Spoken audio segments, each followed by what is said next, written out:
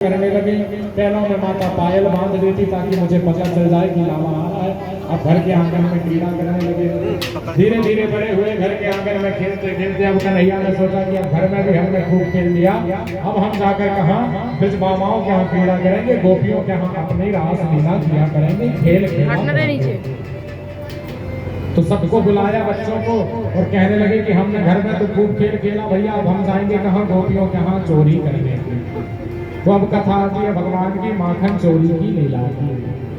परमात्मा ने विचार किया कि ब्रजमावाओं का मनोरथ पूर्ण करना है, इनके घर माखन चुराने जाना है। तो कन्हैया ने सब मित्रों को बुलाकर एक अपना मंडल बना दिया जिसका नाम था बाल गोपाल चौर विद्या प्रचार मंडल। कि भैया हम सबका यह एक मंडल बन गया, समूह बन गया, इसका काम है गोपियों के घर घर जाकर गोपियों के माखन को चुराना।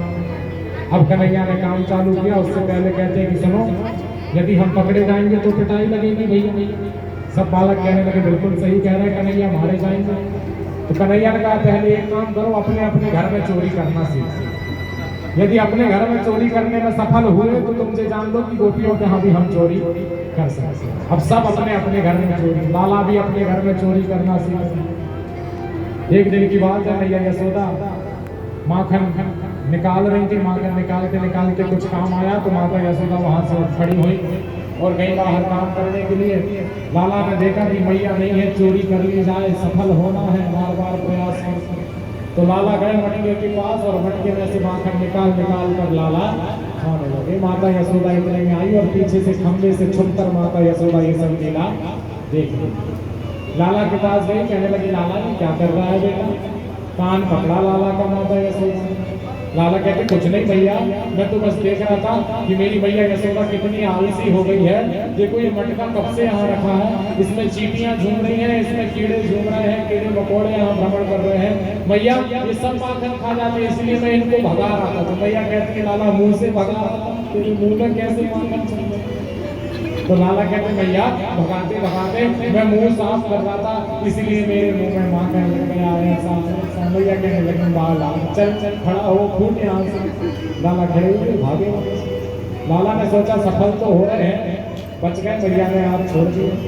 दूसरा दिन हुआ, फिर मैया कहेंगे ऐसा स्तंभ लगा हुआ था, खंबा था, बड़ा महल था यशोदा का, मणि जड़ी हुई थी, तो उसमें एक मणि चमचमा रही थी, वही माखन रखा हुआ था। तो लाला ने क्या किया, माखन का एक लौंडा निकाला और वो माखन का गोल गेंद जैसा लौंडा लिया और लाला खाने वाले थे।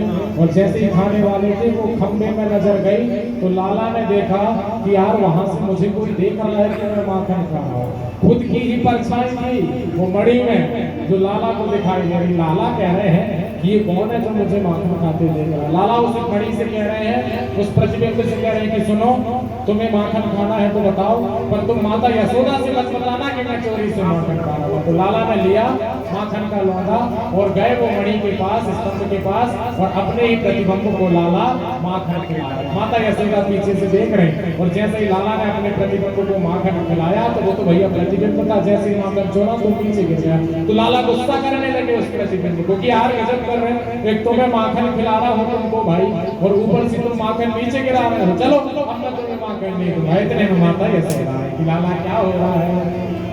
तो बोले भैया देखो ना ये बहुत देर से माखन मांग रहा था, तो मैं बस इसे माखन खिला रहा था। भैया कहने लगे लाला ये कोई दूसरा नहीं बेटा तेरा ही प्रतिबिंब है। तब लाला को पता चला कि अरे कोई नहीं देख रहा। लाला ने कहा ठीक है कोई चिंता की बात नहीं, सफल हुआ। अब सारी गोपियों के यहाँ जाने लगी माखन चोरी करके, खूब माखन चोरी की। एक दिन सारी गोपियां हैरान हो गई, सब आई कहाँ, माता यशोदा से लाला की शिकायत करी। शिकायत